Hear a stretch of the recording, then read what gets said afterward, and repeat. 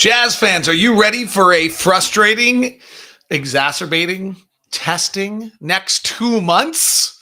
I'll explain why it's going to be that way. Look at the Western Conference as, frankly, our route is pretty clearly set, and it's a points game Friday. It's all coming up on today's edition of Locked on Jazz. Pow.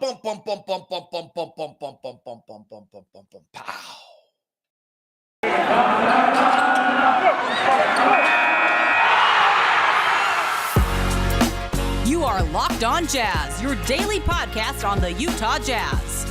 Part of the Locked on Podcast Network, your team every day.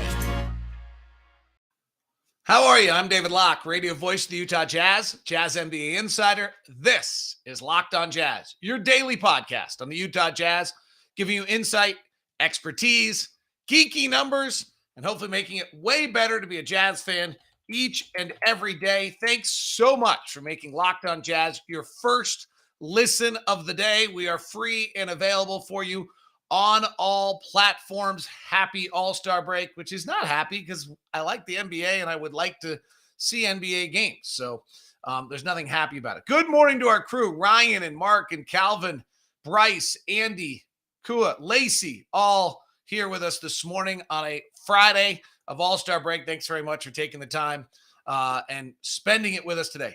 Are you ready for what is going to be a super frustrating 2 months as a Jazz fan?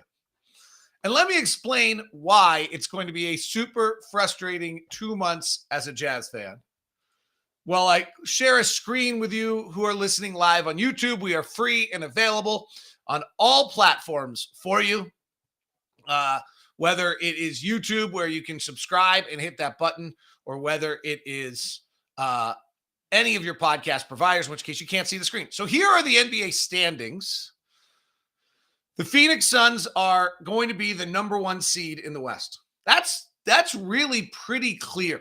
Like, they're 6.5 games up. We've got 24 games left. There's no scenario where they're not the number one seed this year. And they probably are not getting the flowers they deserve at this point. Golden State is 6.5 games up or behind them and 5.5 games up on us right now. We can't catch the Warriors. We've won 62% of our games. I think it's reasonable to expect we could play a little better than that if we don't have injuries, in which case we probably go 19-5 down the stretch and finish the year with 54 wins. Or maybe that's probably the upside. 19-5 the rest of the way. We finish with 54 wins. If we kind of do what we have been doing, we go 18-6. And if we rest Mike Conley a bunch of times, we finish with 52.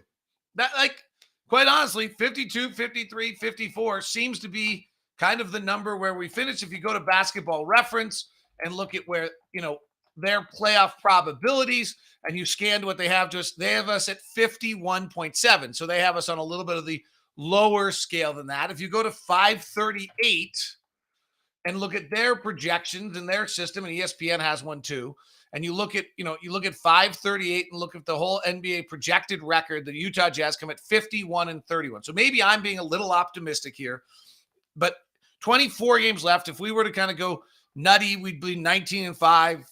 17-3. They think there's a realistic chance that we go 16-8 and end at 51 wins. Though that seems to be the range, frankly. And we're 36-22 on the season, and maybe I guess in theory we go 15-7. We only win 50. We're not catching the Golden State Warriors at that point. So 1 and 2 are out. Now you look at Memphis. That's 4 games. I don't think we're getting Memphis either. Like, if we go 19-5 and go batty, Memphis goes 15-9. That seems pretty unlikely. Memphis is projected out to 54 wins at this point. That would be, that's basically what we have to do to go catch Memphis, is go 19-5 the rest of the way to tie Memphis, and then we get into tiebreakers and all that. So I think the fact is, if we go 18-6, Memphis suddenly has to go 14-10. There's no sign that Memphis is who's gone 41-19, is about to go 14-10. So as we sit here at the break, in the 4th seed of the Western Conference, the upward mobility for us is very, very limited. In fact, seems almost impossible for us to gain 4 games on Memphis. It's certainly impossible for us to gain 5.5 on the Warriors. So we sit at 36 and 22, and we sit here trying. Okay, so if we go 19 and 5, we win 55 games on the season. If we go 18 and 6, we win 54 games on the season. If we go 17 and 3, we win 17 and 7, we win 53. If we go 18 and 6, we win 16 and 8, we win 52. That's kind of seems to be our range. 54, 55, 54, 53, 52. I don't think we're going 19 and 5. One, because our schedule's not great. If you look at kind of what we have to do here coming up, I'm going to lose Lacey's thing. If we look at our schedule coming up, we're on the road a tremendous amount. And we have daggers at Phoenix, at Dallas on a back-to-back. Milwaukee is going to be tough. At Brooklyn, depending their status, on a back-to-back. At Boston along the way. At Dallas near end of a road trip. At the Clippers at the end of a 6-game road trip. At the Warriors. So we just have dagger. It's not as though we can suddenly link together. Listen to these games that are like unlikely to win. At Phoenix, at Dallas on a back end of a back-to-back. Frankly, there's a home back-to-back with Sacramento, which just because it's a road rest advantage. Philadelphia is a hard one. At Brooklyn on a back-to-back. At Boston, we're at 5 of these games. At Dallas, 6. At Clippers, 7. At Warriors, 8. Phoenix at home, 9. We have 9 games that are real testers the rest of the way. So the idea of us going 19 and 5 and being perfect in the others seems pretty unlikely. And so our movement up and down doesn't feel like there's a lot. Up. Now, what about down? Dallas is a game and a half away from us. But Dallas's schedule is pretty tough. Frankly, we can kind of almost end Dallas's quest to get us on the first night back. We come out of the All-Star break. We play Dallas at home on the first night back. If we go get Dallas at home on the first night back and go up 3 in the loss column to kind of this whole point of the conversation, both directions, it's awfully hard for Dallas to come get us, even though we play them again. But sometimes when you say, you play head-to-heads, it's actually advantage of the team that's ahead because you go win, you take a huge jump. And Denver is 3 games behind us. Again, if we go 17 and 7, Denver suddenly has to go 20 and 4. I don't think that's happening. Dallas has played 1 more game than everyone else. Doesn't really matter. But again, if we go 17 and 7, Dallas suddenly has to go to catch us. Dallas has to go 19 and 4, I think. So, or 19, maybe it's 18 and 5. 18 and 5. So when you kind of start looking at this and looking at where it is, our mobility, I guess we could slide to 5. And then we play Dallas in the first round and we go on the road. Or we're going to stay where we are and play Dallas in the first round. Or maybe Denver. Maybe Denver catches Dallas. Minnesota seems unlikely. They're 2 games back. They're 4 games back from Dallas. With 28 games left, it doesn't seem like there's a lot of chance you're moving 4 games in the standings. And so here we sit with 24 games left in the season with a lot of things for us to work on, but like what we as fans want, which is we're raging after this spot in the West, or we're doing this. I don't see that happening. Phoenix is 1, Golden State, Memphis is going to be 2, 3, which kind of matters, kind of doesn't. Actually doesn't matter at all to us. We're going to be 4, 5, it feels like. And the question is, are we playing Dallas or Denver? Kind of crazy to sit here on this day, but I could argue right now, Quinn Snyder could tell his coaching staff during All-Star break, hey, you get ready for Dallas, you get ready for Denver, you get ready for Phoenix, and you get ready for Golden State. That's our route to the NBA Finals. It's kind of clear. So what is Dallas? We're going to take a look at Dallas and Denver, and what is the thing that we are trying to accomplish for the next 24 games? Because standings are not going to be a large part of it. So what is it we're trying to get done? whether we finish with 19 wins and get 55, 54 with 18 wins, 17 get to 53, or 16 and 8 and go to 52. Or frankly, I guess I'm being optimistic, right? Because 538 has us at 51. 538 has us going 15 and 9 the rest of the way. Tough schedule. You can, I just rolled out why. So even if we go 15 and 9 on the odds, they have Denver finishing with 49 wins. They have Dallas finishing with 48 at 538. They actually have us playing Denver in the first round rather than Dallas. Over on the chat room, go ahead and let me know, who would you rather play, Denver with Nikola Jokic, or would you rather play Dallas with Luca, who was crazy last night? By the way, Basketball Reference has us at 51.7, Dallas at 48.2, and Denver at 47. To back it up, here's the point. Basketball Reference has us as a 71% chance of being the 4th seed. The only team that has a higher percentage chance to be where they are in the seeding in all of the NBA is the Phoenix Suns, who have a 99.1% chance to be the 1 seed. Warriors have a 67% chance to be the 2 seed. We have a 71% chance to be the 4 seed. It's the second highest number in all of Basketball Reference's kind of seeding of anyone in the entire league. We have a 99.8% chance of being 1 through 6. Only Denver really has a chance to fall out of that, according to Basketball Reference, as we just talked about. So in the chat room, let me know, Dallas or Denver. I've pinned that up on the board when for those of you watching on YouTube. Who would you rather play in the first round? Three things that we're going to really be working on in the next 24 games that are relevant for us to keep an eye on. They're just kind of esoteric, and they're not nearly as much fun as just blatantly wins and losses and standings runs. Today's show is brought to you by Murdoch Hyundai, located at 4646 South State Street. We were just there yesterday, had our Santa Fe down there. They did all the work, had it ready, great communication, really cool. Actually, new little system that's cool for them, I'm sure, as well, which was that we took it down there, had basic stuff done, and they found one other item that needed to be worked on. I got a notification. I actually could do it all from my app to decide whether I wanted it done or not, decline it, take the service or not. It was really pretty cool. Great service, as always, over at Murdoch Hyundai, located at 4646 South State Street, also in Logan and in Linden.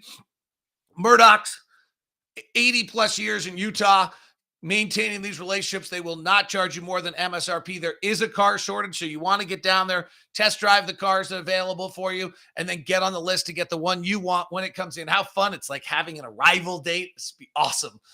So go check it all out at Murdoch Hyundai at 4646 South State Street. Email me first. I'll set you up with the VIP meeting that you so that you can kind of not have that kind of eerie where you walk in, who am I going to get? We're going to set you up. Jason will take care of you in Murray. We have guys in Logan and in Linden for you as well, and set up that meeting. So feel free to email me first at dlock09. To kind of stay with the conversation on what we've been talking about, let's go look at the betonline.net odds for the NBA and conferences and where it all plays. They don't have over-under wins any longer, but you can look at kind of by the way, Team LeBron is a 5.5-point favorite. And if you play the NBA All-Star game, you really are looking for entertainment at that point. Here's the NBA futures for the conference. The Bucks are plus 275 to be the one to win the East, not the 1 seed, to win. Brooklyn's plus 300. Philly's plus 325. That was a heck of a game last night. Miami's plus 550 and Boston's plus 1,000. That's down a lot from what we were earlier. And Chicago is still plus just 1,600. Boston's doing some interesting things, by the way. I'll touch on them in a second. Suns are plus 175. Warriors are plus 190. We're plus 675. So they have us ahead of Memphis.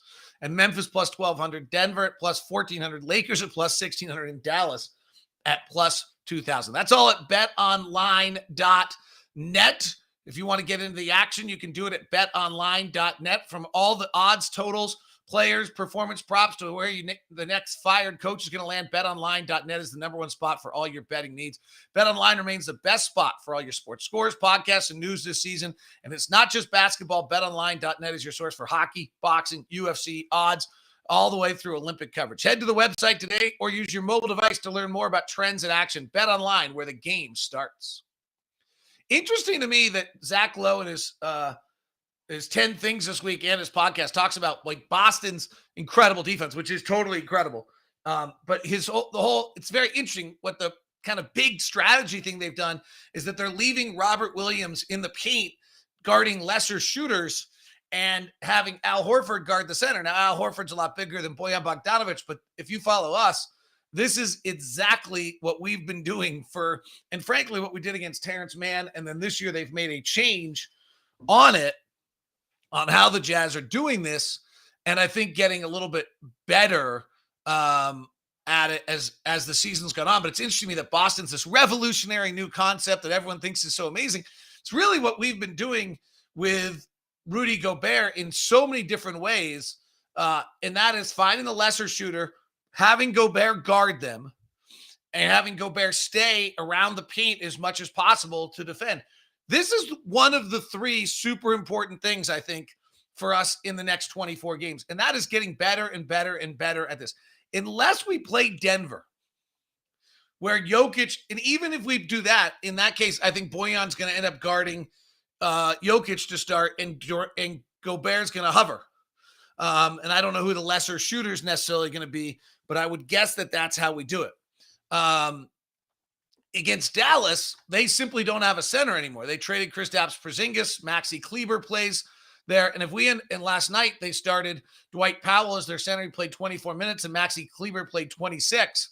And then Davis Bertans played. So when you look at Dallas as a likely first-round playoff team, we're going to have to get better. The number one thing we're going to have to get better at is playing five-out defense. What we've begun to do with that is if you have five guys around the perimeter, it's super hard to space as the offense. There's just not a lot of room.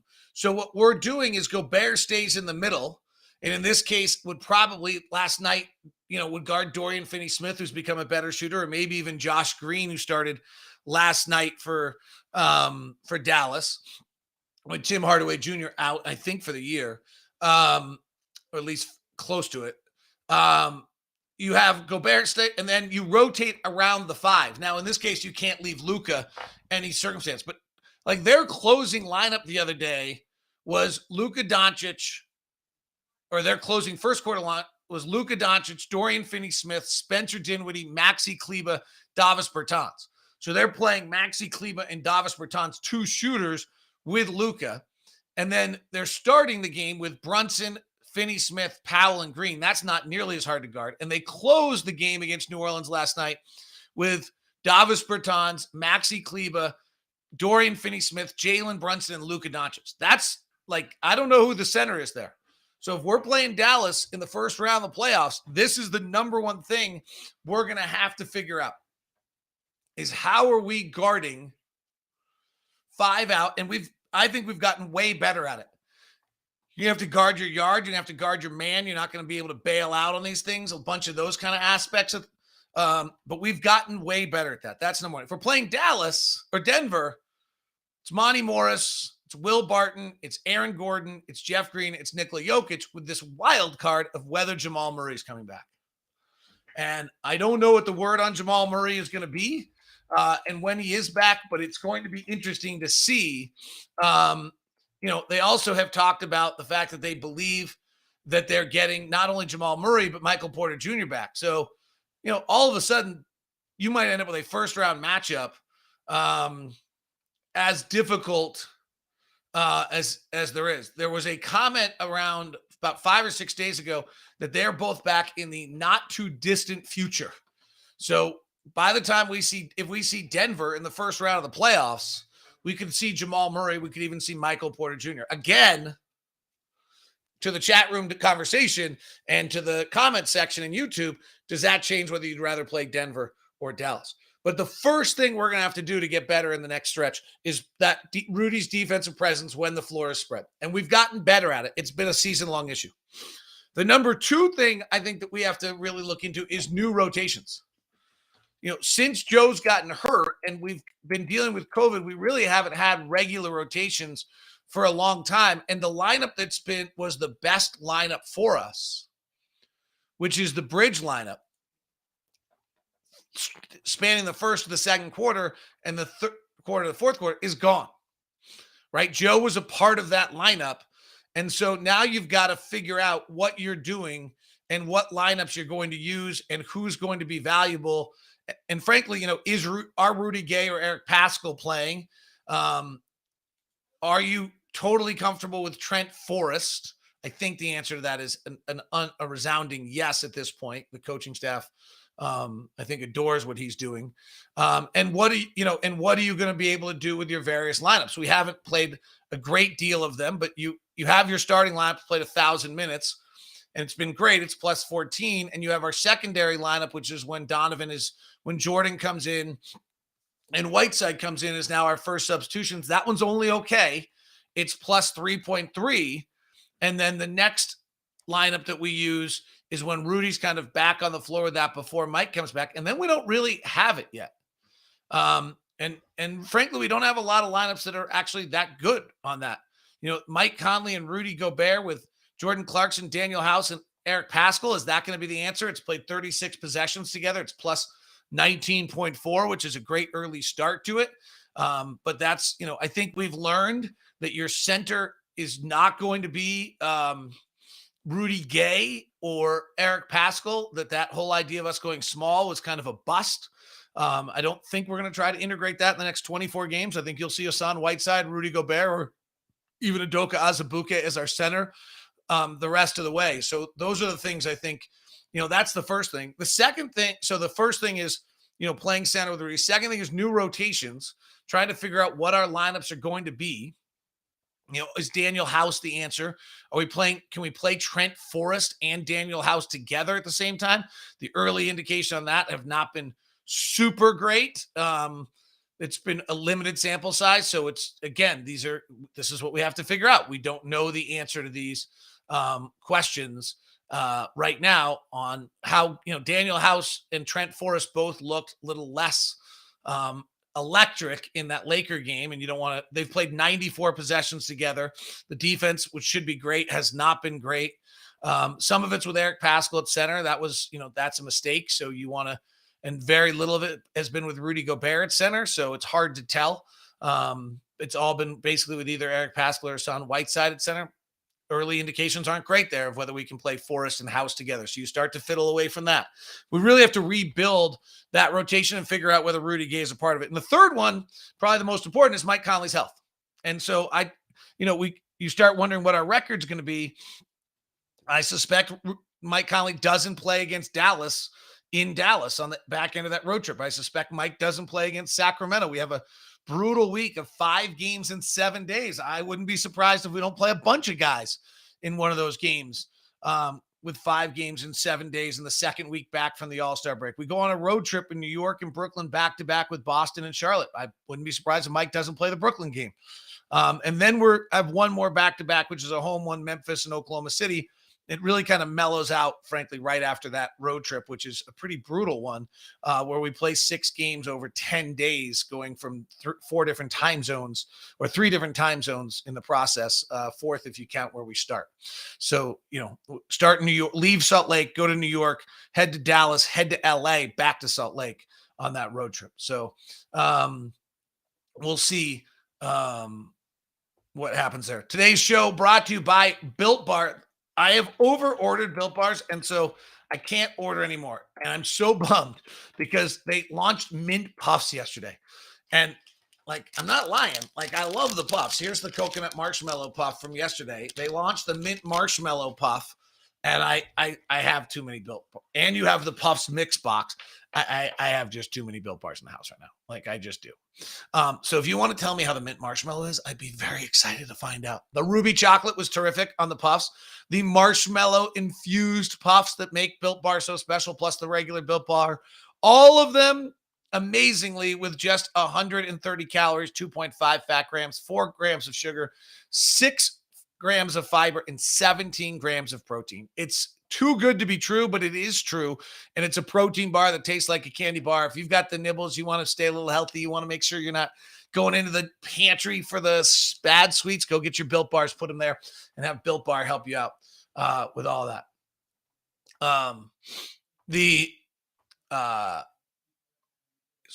Built Bar, promo code LOCK. That's what I was going to say. Promo code is LOCKED15. That's LOCK15 to get 15% off at Built Bar. All right, it is a points gained Friday. Let's see. I have some questions in the chat room. I haven't been doing a lot of those. Sarah Todd had a post-game interview after the LA game, basically that Rudy didn't want to admit he played poorly. I think it stood out too. Rudy also said it's hard to play when you don't feel good. So I think he kind of said it. I saw Sarah's piece. She did a good job on it. And she just talked about how Donovan and some Mike was or whoever and Royce kind of took the blame and Rudy didn't. I'm not sure. On the quote, which Sarah Todd said he didn't take the blame, that is true. He didn't. He also, in that conversation, said it's hard to play when you don't feel good, which I think was him saying that he didn't think he played very well. So I went back and rewatched the presser. I didn't have the same vibe, but I wasn't in the room at the time. So that's probably the most important thing to say there. My question is, if we play against small ball, at what point do we figure out how to punish opponents on the offensive side of the ball? I think that's our biggest problem. It's very true. I mean, this is where Rudy's got to get better, right? And Dwight Powell's not small. This is what's tricky about that matchup with Dallas is that if you look at the sizes of they're playing small ball. It's not small ball. It's skilled ball, right? So suddenly, Rudy's trying to punish. If it's on a switch, he's punishing 6'5", 200-pound Josh Green. That's not going to – Dwight Powell, 6'10", 240. Dorian Finney-Smith is 6'7", 220. Davis Bertans is 6'10", 225. Maxi Kleber, 6'10", 240. Like, Dallas is huge all of a sudden. When Dallas's closing lineup is Brunson at 6'1", 190, who's a pit bull, so he's small. Luca at 6'7", 230. Dorian Finney-Smith at 6'7", 220. Maxi Kleber at 6'10", 225 or 240, and Davis Bertans at 6'10", 225. That's not small. It's a great, Tucker, you're exactly right. That is what the Jazz need to do, but it's not small. Tyler, are we seeing some of the frustration boiling over without Joe in the locker room? I don't see that. We lost one game, which was bad, the final 6 minutes, and I didn't see frustration boiling over without Joe. So I didn't see that. So, I don't see that at all. Most people are voting Dallas over. So that's Luca over Jokic is what you're thinking. Neither of those are easy. Wow. That's where we are. So we'll see. Chris says, Gobert's my favorite player. More than the loss at LA. I'm disappointed by the way I saw him communicate with his teammates when things didn't go well. I hope I'm not overreacting. His interaction with Royce O'Neal and the play you're probably talking about was not great. That was not great. And I'm not sure it was actually Royce's fault either. So no, that was, that's the stuff we got to go. Frankly, Joe was not good at that. Joe was one of the worst of drive by him. And then Joe looks at Rudy and says come on, where's this? And then Rudy yelled, like those two, frankly, had it as much as anyone. Jack T says, at the same time, I would lean Dallas because the coaching Rudy should have a good series versus them. Jason Kidd versus Quinn Snyder, you would hope, but it's Igor Kokoshkov as the lead assistant versus Quinn Snyder, which would make that awfully interesting along the way. Jokic and Rudy's interesting, but Jokic has figured Rudy out. Jokic is not bothered by Rudy, to his credit. All right, points gained going to the All-Star break. I have not sorted this yet. We're sorting it for the first time right now. Let's see what we get. The number one player in the NBA is Nikola Jokic at 3.7, followed by Rudy Gobert, also at 3.7. Giannis at 3.3.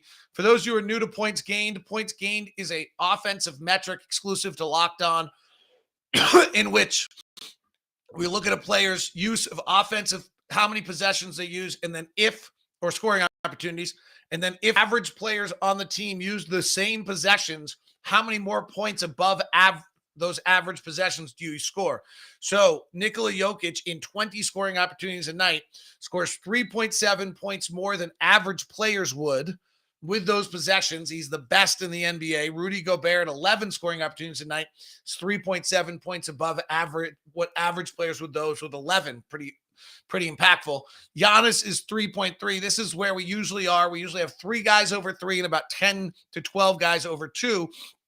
It expands out a little bit this year because big guys are becoming more prominent and more important, as we've talked about much of the year with the new rule changes where you don't get to drive to the basket as much. You don't get those fouls. Guys aren't going to the line. You're not fouling three-point shooters.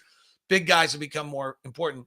So Jokic 3.7, Rudy 3.7, Giannis 3.3, Durant 3.1, Jared Allen 3.0. Those are the guys over 3, all of them all-stars. Karl Anthony Towns 2.8, LeBron 2.6. Just incredible. Montrezl Harrell 2.6, Domantas Sabonis 2.4. Worth noting, Sacramento's been all right. Robert Williams 2.4, DeAndre Ayton 2.4. This is the case of the big guys. Joel Embiid 2.2, Rashawn Holmes 2.1, Okongwu 2.1, and Mitchell Robinson 2.0. I would say this on this kind of rise of big guys. I'm going to have to figure out something about this metric because it's really now becoming position impactful. It also means that a little bit of Rudy's 3.7 is not, it's better. It's 0.7 better than Jared Allen's 3.0, and it's 1.2 better than a lot of centers, but we do have 10 centers now above 2.0. Of non-centers, Giannis is 1, Durant is 2. Jokic deserves to be in there. He's almost a point guard. And so does Karl Anthony Towns. LeBron is 3. DeMar DeRozan is 4th. Zach LaVine is 5th. Harrison Barnes, 6th. Brandon Clark, almost a center, 7th. John Collins, almost a center, 8th. Trae Young, Steph Curry, 9, 10. Jimmy Butler, 11. Mikal Bridges in Phoenix, 12. Josh Hart in Portland. Funny how that works. You put Josh Hart in there instead of CJ McCollum. He's more efficient. They actually win more. Eric Gordon, Garrison Matthews, Seth Curry, big pickup for Brooklyn. Cam Johnson, Phoenix, Joe Harris, and Nicholas Batum for the Clippers. Just kind of running down wing players here. I was trying to see if we ran into Bojan has fallen off, or I missed him. He was up in this group beforehand. Pat Connaughton, Norman Powell, Bojan Bogdanovic is at a 1.0. Royce O'Neal is at a 1.0 as well. There for the Jazz players. So Rudy leads it at 3.7. And then Whiteside's 1.2, Azubuike 1.2, Bojan 1.0, Royce 1.0, Donovan's at 0.8, which is pretty good for, which we talked there.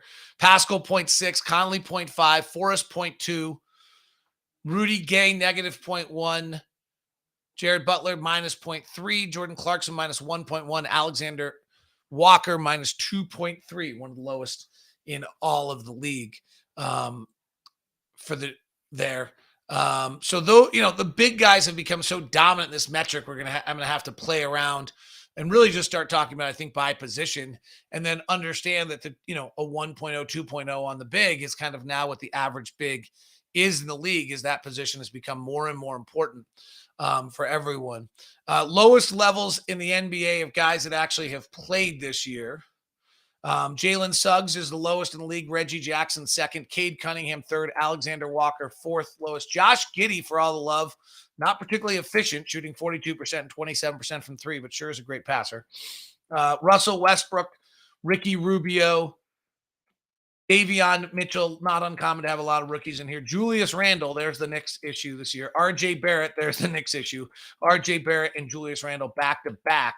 DeJounte Murray, super inefficient. Dante DiVincenzo, Killian Hayes, Lonnie Walker, Paul George, who we may or may not see again this year. Spencer Dinwiddie, added to Dallas, has not been very efficient. That is Locked On Jazz.